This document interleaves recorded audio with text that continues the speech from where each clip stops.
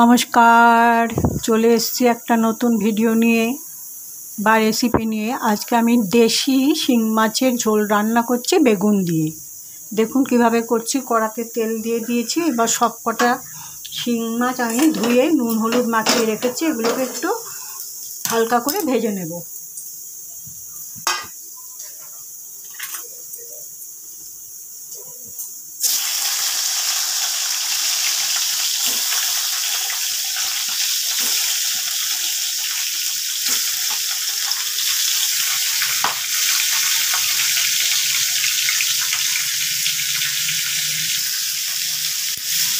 শিং মাছটা ভাজা হয়ে গেছে, এটা আমি এখন তুলে নিচ্ছি।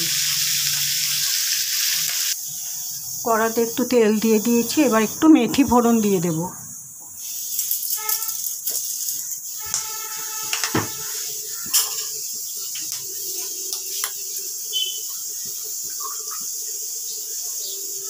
এই বেগুনটা আগে আমি কেটে ভালো করে ধুয়ে জল ঝরিয়ে রেখেছি, এবার এটাকে দেব। আমি বেগুন দিয়েই করছি।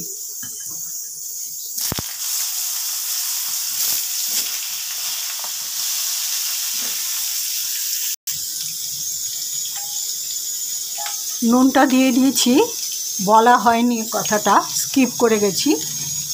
এবার দিয়ে দিচ্ছি একটু হলুদ।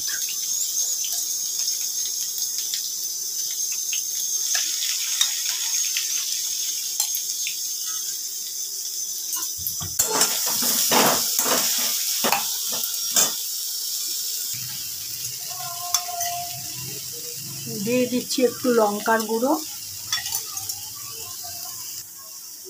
দিয়ে দিচ্ছি একটু জিরের গুঁড়ো। এবার মশলার সাথে এটা মিশিয়ে তারপরে ফিরে আসছি। বেগুনের সাথে মশলাটা কষানো হয়ে গেছে, এবার আমি ঝোল দিয়ে দিচ্ছি।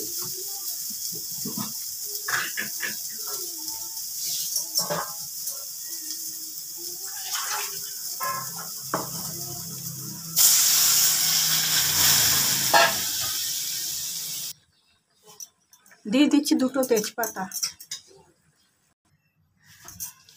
এবার আমি সব মাছগুলো দিয়ে দিচ্ছি।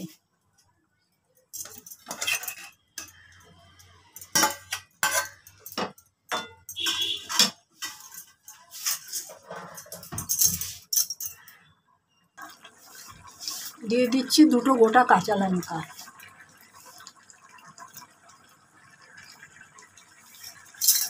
দিয়ে দিচ্ছি কটা সামরিচ। রান্নাটা আমার শেষ হয়ে গেছে, এখন আমি রান্নাটাকে স্ট্যান্ডিং টাইমে রেখে ফিরে আসছি।